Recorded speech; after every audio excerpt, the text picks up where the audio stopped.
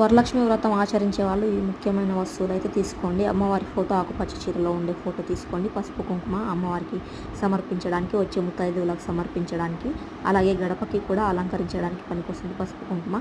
బియ్యం అక్షింతలు, బియ్యం కలశం కింద అయితే అమర్చడానికి ఉంటుంది. అక్షింతలు వచ్చే ముత్తైదువులు మనకు చల్లడానికి ఉంటుంది. ఒత్తులు అయితే దీపం కోసం అండి. దూదితో చేసిన మాల అయితే పసుపు గణపతికి మళ్ళీ అమ్మవారికి సమర్పించాలి. అలాగే నెక్స్ట్ వచ్చేసి కర్పూరం హారతి, పచ్చకర్పూరం వచ్చేసి కలశంలో పెట్టడానికి మంచి వాసన కోసం. కర్పూరం హారతి అంటే హారతి కోసం అండి.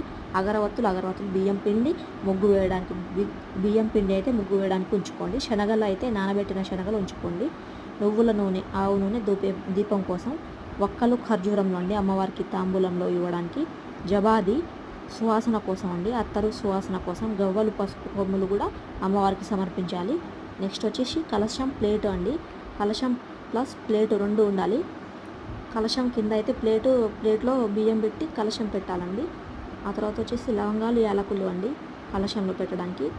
2 కొబ్బరికాయలు అయితే ఉండాలి. ఒకటి అమ్మవారి కలశం మీద ఉంచడానికి, ఒకటి అమ్మవారికి సమర్పించడానికి. పండ్లు, పూలు అండి వచ్చే ముత్తైదువులకి మళ్ళీ అమ్మవారికి అండి. అమ్మకి బట్టలు, మళ్ళీ జాకెట్ పీస్ అండి. గాజులు కూడా అండి. తమలపాకులు, నాణెములు అయితే కలశంలో వేయడానికి మరియు అమ్మవారికి సమర్పించడానికి. సాంబ్రాణి, ధూప్ స్టిక్స్ అండి. సాంబ్రాణి వాడచ్చు, లేకపోతే ధూప్ స్టిక్స్ దొరుకుతాయి, అవి తెచ్చుకోవచ్చు. పీఠం అండి, ముఖ్యంగా అమ్మవారిని కూర్చోబెట్టేవారు పీఠం తీసుకోవాలి. నెక్స్ట్ అమ్మవారికి నైవేద్యాలు అండి. పులిహోర, పాయసం, దద్దోజనం, పానకం, శనగలు అండి. శనగలు వచ్చేసి నానబెట్టినవి పెట్టాలండి. నెక్స్ట్ ఇక ముఖ్యమైనదండి తెల్లదారం అండి. మనం తోరణాల కోసం వాడేది తెల్లదారం అండి.